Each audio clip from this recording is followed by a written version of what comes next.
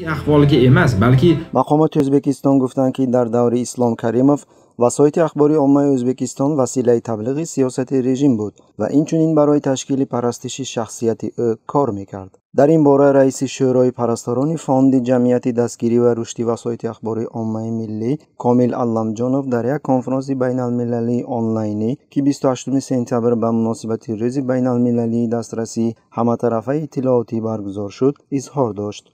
2016-yilga qadar O'zbekiston matbuoti koma holatiga tushib qolgan edi. O'lib o'lmagan, yashab ketmagan.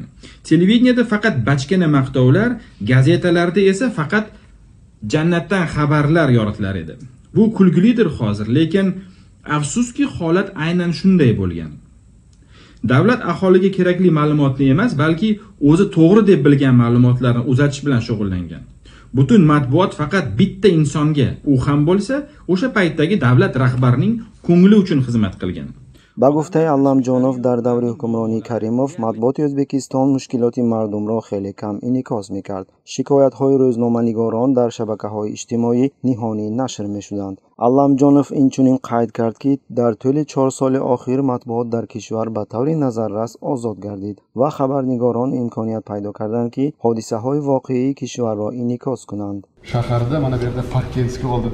جالب دقت است که پرزیدنت کنونی میرزیویف در دور حکمرانی کریمov در یکی از وظیفه‌های اساسی رژیم بوده منصب سروزیر را اشغال می‌کرد. یا بیان bir devor yorni qiladigan bo'lsa, devorni buzib qurish o'rniga uni suvoqlab qo'yish. Mirziyevning siyosati shunaqa. کارشناسان قید میکنند که پس زدن سیاست پیشگذشته نشانه اساسی رژیم‌های خودکامه در آسیای میانه میباشد. 10 ta emas, bitta qonun qabul qilingan.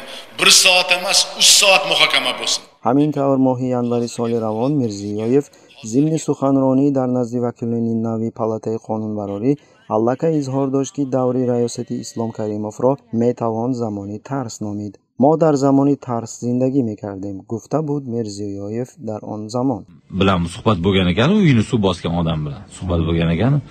Bizning prezident oldiga ma'lum chiqishmadi debdi-ku. o'qidingizmi?